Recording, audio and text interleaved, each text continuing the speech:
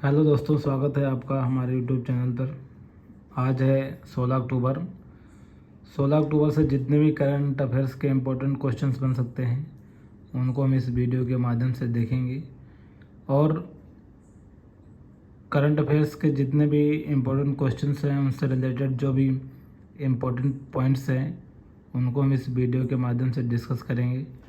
तो चलिए देखते हैं आज का पहला क्वेश्चन है, हाल ही में भारतीय वायुसेना 8 अक्टूबर 2023 को अपना कौन सा भारतीय वायुसेना दिवस मनाया है? तो इसका सही उत्तर है आंसर डी, 91वां स्थापना दिवस भारतीय वायुसेना ने मनाया है। आइए इम्पोर्टेंट पॉइंट्स देखते हैं। वर्ष 2023 में भारतीय वायुसेना अपना 91वां भारतीय वायुसेना दिवस मनाया।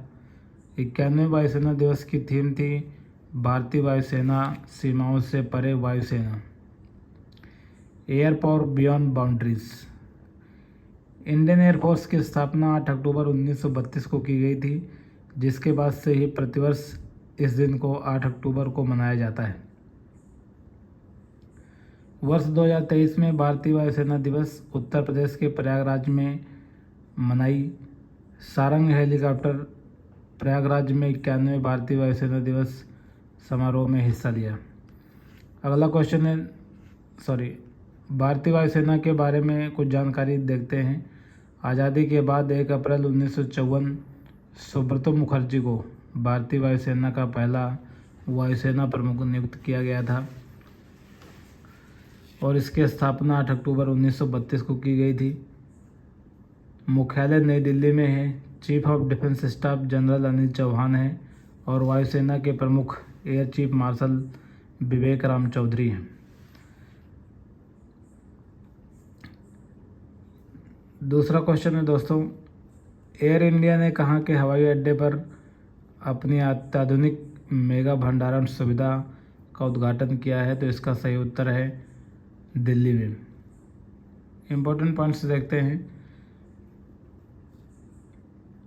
एयर इंडिया के व्यापक बेड़े के रखरखाव और संचालित सेवा को सुव्यवस्थित और अनुकूलित करने के लिए एयर इंडिया ने हवाई अड्डे पर अपनी अत्याधुनिक मेगा वेयर हाउस सुविधा का उद्घाटन किया है। एयर इंडिया के बारे में देखते हैं। मुख्यालय इसका नई दिल्ली है, और इसका संगठन टाटा समूह के द्वारा हुआ है। इसके CEO हैं कैम्पबेल विल्सन। अगला क्वेश्चन है दोस्तों, राजस्थान के मुख्यमंत्री अशोक गहलोत ने राज्य में कितने नए जिलों की स्थापना की घोषणा की है? तो इसका सही उत्तर है बी, अभी हाल ही में 3 नए जिलों को मुख्यमंत्री अशोक गहलोत के द्वारा बनाया गया है, जिनमें से वो पहला है सुजानगढ़, दूसरा है कुचामन सिटी और तीसरा है मालपुरा, जिससे अब राजस्थान की कुल जिलों की संख्या 53 हो जाएगी। और मालपुरा इस ज़िले को मौजूदा टोंक ज़िले से अलग किया जाएगा। सुजानगढ़ को चुरू ज़िले से सुजानगढ़ बनाया जाएगा। कुचामन सिटी को नागौर से कुचामन ज़िले को बनाया जाएगा। राजस्थान के बारे में हम देखते हैं। राजस्थान की स्थापना 30 मार्च 1949 को हुई थी, और इसके राज्यपाल कलराज मिश्रा हैं। मुख्यमंत्री अशोक गहलोत हैं, और लोकसभा की सीटें 25 है, राज्यसभा की सीटें 10 है, विधानसभा की सीटें 200 हैं। ये अपना राजस्थान अपनी सीमा 5 राज्यों से साझा करता है, जिनमें है पंजाब, हरियाणा, उत्तर प्रदेश, मध्य प्रदेश, गुजरात, और एक देश पाकिस्तान से अपनी सीमा साझा करता है। आइए देखते हैं यहाँ पर कौन कौन से राष्ट्रीय उद्यान हैं। मुकुंदरा हिल्स राष्ट्रीय उद्यान, डेजर्ट राष्ट्रीय उद्यान, केवलादेव घाना राष्ट्रीय उद्यान, रणथंभौर राष्ट्रीय उद्यान और सरिस्का राष्ट्रीय उद्यान यहाँ पर उपस्थित है। अगला क्वेश्चन है, एशियन गेम्स में भारतीय पुरुष क्रिकेट टीम ने कौन सा पदक जीत लिया है? तो इसका सही उत्तर है स्वर्ण पदक। इम्पोर्टेंट पॉइंट्स देखते हैं। चीन के हुआंगझोउ में चल रहे 19वें एशियन गेम्स में भारतीय पुरुष क्रिकेट टीम ने इतिहास रचते हुए गोल्ड मेडल जीत लिया है। फाइनल मैच में भारत की भिड़ंत अफगानिस्तान की टीम से हुई थी और भारतीय टीम के कप्तान ऋतुराज गायकवाड़ थे। अगला क्वेश्चन है दोस्तों, किस देश को लगातार तीसरे कार्यकाल के लिए Asia Pacific institute for broadcasting development general conference के अध्यक्ष के रूप में फिर से चुना गया है? तो इसका सही उत्तर है अपना प्यारा भारत। इसे ही अभी हाल ही में Asia Pacific institute for broadcasting development general conference के अध्यक्ष के रूप में चुना गया है। इम्पोर्टेंट पॉइंट्स देखते हैं। प्रसार भारती के मुख्य कार्यकारी अधिकारी गौरव द्विवेदी की अध्यक्षता में आयोजित 21वें आम सम्मेलन और संबंध बैठक general conference and associated meeting 2023 के दौरान इसकी घोषणा की गई है। पोर्ट लुइस मॉरिशस में 2 से 4 अक्टूबर तक इस सम्मेलन को आयोजित किया गया था और यूनेस्को के तहत 1977 में स्थापित AIVD 44 देशों में फैले 92 सदस्य संगठनों के साथ एक प्रतिष्ठित संस्थान के रूप में कार्य करता है। अगला क्वेश्चन है दोस्तों, विश्व डाक दिवस कब मनाया गया है? तो इसका सही उत्तर है 9 अक्टूबर। 9 अक्टूबर को विश्व डाक दिवस मनाया जाता है। इम्पोर्टेंट पॉइंट्स देखते हैं। भारत में राष्ट्रीय डाक दिवस या राष्ट्रीय डाक सप्ताह हर साल 9 अक्टूबर से 15 अक्टूबर तक मनाया जाता है। थीम इस बार की है trust for together for trust, collaborating for a safe and connected future. एक सुरक्षित भविष्य के लिए एक दूसरे का सहयोग करना। इसके हिस्ट्री के बारे में देखते हैं। वॉरेन हेस्टिंग्स ने 1767 ईस्वी में ईस्ट इंडिया कंपनी के तहत देश में डाक सेवा शुरू करने की पहल की शुरुआत की थी।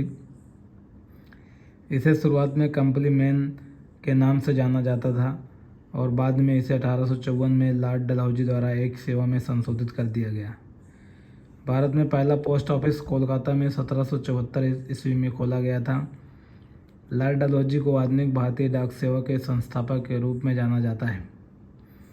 उन्होंने वर्ष 1854 में आधुनिक भारतीय डाक सेवा की स्थापना की थी, जिसका मुख्यालय नई दिल्ली में है और महानिदेशक कभी हाल ही में आलोक शर्मा को नियुक्त किया गया है।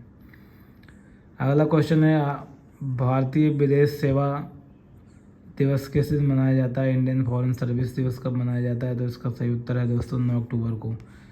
इम्पोर्टेंट पॉइंट्स देखते हैं। प्रत्येक वर्ष 9 अक्टूबर को भारतीय विदेश सेवा दिवस मनाया जाता है। भारतीय विदेश सेवा दिवस उस दिन के उपलक्ष्य में मनाया जाता है जिस दिन भारतीय मंत्रिमंडल ने विदेश सेवा की स्थापना की थी। भारत सरकार ने 9 अक्टूबर 1946 को भारतीय विदेश सेवा की स्थापना की थी। अगला क्वेश्चन देखते हैं। अगला क्वेश्चन है, भारत के बाहर दुनिया के दूसरे सबसे बड़े हिंदू मंदिर world's second largest Hindu temple outside India का उद्घाटन कहाँ पर किया गया? तो इसका सही उत्तर है दोस्तों अमेरिका में। इम्पोर्टेंट पॉइंट्स देखते हैं। अमेरिका के न्यू जर्सी के रॉबिन्सविले टाउनशिप में स्वामी नारायण अक्षरधाम मंदिर का उद्घाटन 8 अक्टूबर 2023 को इसके आध्यात्मिक प्रमुख महंत स्वामी महाराज के मार्गदर्शन में किया गया। भारत के बाहर निर्मित यह मंदिर कंबोडिया में अंकोर वाट के बाद दुनिया का दूसरा सबसे बड़ा हिंदू मंदिर है। इस ग्रैंड टेम्पल का निर्माण 2015 में शुरू किया गया था और 2023 में इसका कंप्लीशन हुआ। अगला क्वेश्चन है, कौन एक दिवसीय विश्व कप में सबसे तेज 1000 रन बनाने वाले बल्लेबाज बन गए हैं? तो इसका सही उत्तर है आंसर डी, डेविड वार्नर। ये हैं डेविड वार्नर जो कि ऑस्ट्रेलिया के खिलाड़ी हैं। इम्पोर्टेंट पॉइंट्स देखते हैं। ऑस्ट्रेलिया के बल्लेबाज डेविड वार्नर चेन्नई में भारत के खिलाफ वनडे विश्व कप में सबसे तेज 1000 रन बनाने वाले बल्लेबाज बन गए हैं। डेविड वार्नर ने वर्ल्ड कप में खेलते हुए केवल 19 पारियों में 1000 रन बनाने का आंकड़ा पार किया है। वार्नर ने भारत के महान बल्लेबाज सचिन तेंदुलकर और दक्षिण अफ्रीका के पूर्व कप्तान AB डिविलियर्स को पीछे छोड़ दिया है।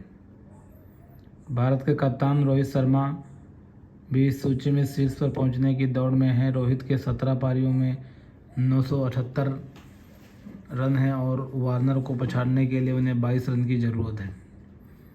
वनडे वर्ल्ड कप में वार्नर 1000 रन का आंकड़ा पार करने वाले चौथे ऑस्ट्रेलियाई बल्लेबाज बने हैं। अब देखते हैं वनडे वर्ल्ड कप में सबसे कम पारियों में 1000 रन बनाने वाले बल्लेबाज कौन कौन हैं। नंबर 1 पर हैं डेविड वार्नर, सेकंड पर 20 पारी में सचिन तेंदुलकर और एबी डिविलियर्स हैं। 21 पारी में बिव रिचर्ड्स एंड सौरव गांगुली हैं। 22 पारी में मार्क वा हर्षल गिब्स हैं। और अभी रोहित शर्मा इस सूची की दौड़ में हैं। उन्होंने 17 पारियों में 978 रन बनाए हैं। अगला क्वेश्चन है दोस्तों, पहला राष्ट्रीय अक्षर विनिर्माण अभ्यास दिवस कब मनाया गया है। तो इसका सही उत्तर है सी 10 अक्टूबर को। आइए इम्पोर्टेंट पॉइंट्स देखते हैं। भारत सरकार ने इंडियन ड्रग्स मैन्युफैक्चरर्स एसोसिएशन के साथ साझेदारी में 10 अक्टूबर 2023 को पहला राष्ट्रीय अक्षर विनिर्माण अभ्यास दिवस मनाया है। इसकी थीम है ट्रांसफार्मिंग हेल्थ केयर। इस दिन का उद्देश्य उत्पाद की गुणवत्ता में सुधार और रोगी सुरक्षा सुनिश्चित करने पर ध्यान देने के साथ दवा निर्माण में दिशा निर्देशों के महत्व को रेखांकित करना है। अगला क्वेश्चन है,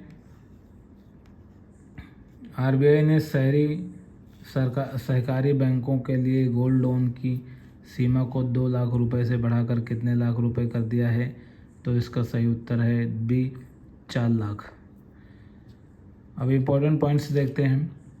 भारतीय रिजर्व बैंक ने शहरी विकास बैंकों के लिए बुलेट पुनर्भुगतान योजना के तहत सोने के बदले कर्ज की सीमा को दोगुना कर 4 लाख रुपए कर दिया गया। यह सीमा उन शहरी सहकारी बैंकों के लिए बढ़ाई गई है जिन्होंने प्राथमिक क्षेत्र को कर्ज के तहत सभी लक्ष्यों को 31 मार्च 2023 तक पूरा किया जाएगा। बुलेट पुनर्भुगतान योजना के तहत कर्ज लेने वाले मूल राशि और ब्याज का भुगतान कर्ज अवधि के अंत में एक साथ करता है। आज के लिए दोस्तों बस इतना ही। धन्यवाद। पढ़ते रहिए और मुस्कुराते रहिए।